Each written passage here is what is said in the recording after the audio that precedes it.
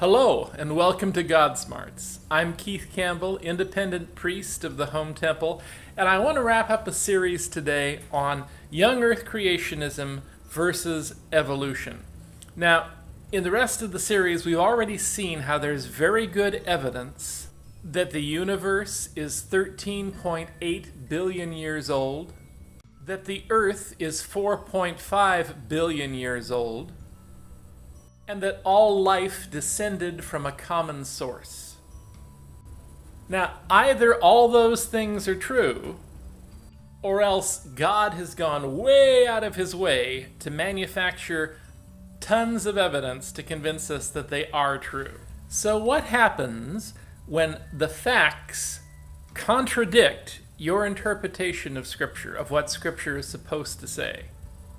Well, let's ask Glenn Morton.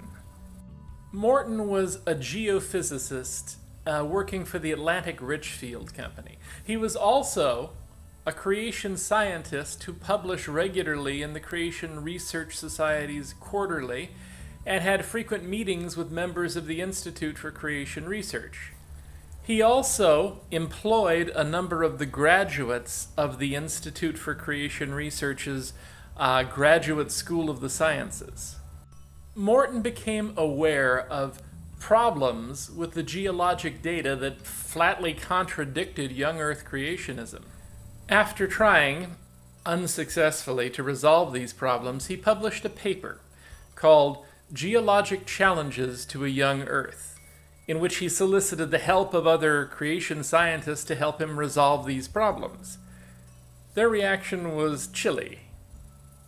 He was called an apostate, a heretic, like your father the devil.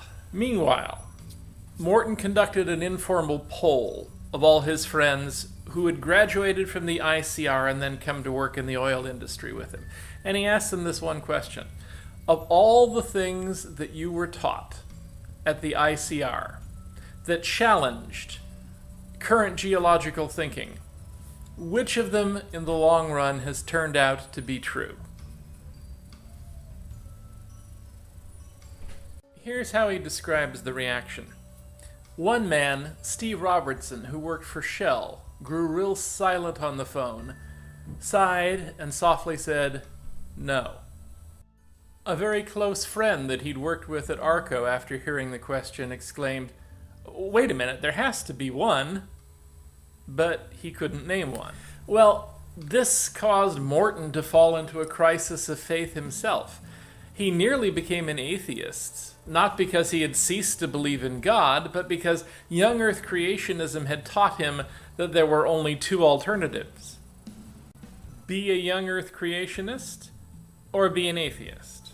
Since the facts had convinced him that young Earth creationism was false, as they will anybody who considers them, he thought his only alternative was to become an atheist. A book on old Earth creationism saved his faith. So from this story and many others, we begin to see some of the real harms of young Earth creationism. Number one, because it's false and associated with God and Christianity, it tends to make belief in God and Christianity seem false by association. Number two, because it associates science with deep personal beliefs.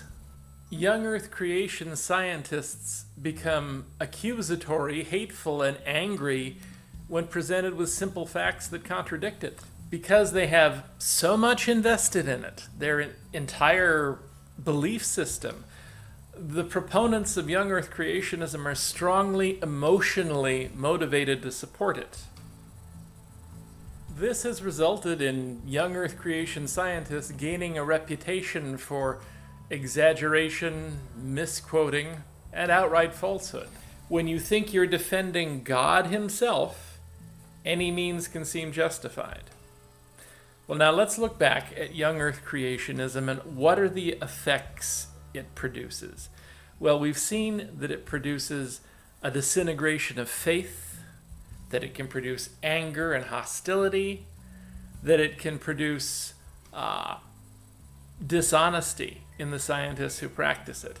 But in my mind, one of the most egregious tendencies of young earth creationism is to attribute dishonesty to God himself. In order for young earth creationism to be true, God must have intentionally created all the evidence in favor of evolution. For example, God would have had to have deliberately infected humans and other primates with retrovirus scars at certain exact points in their DNA in just such a way as to make it look like they inherited those scars from their primate ancestors. God would have had to have created beams of starlight to give apparent age to newly minted stars millions of light years away, or change the fundamental constants of the cosmos by huge orders of magnitude.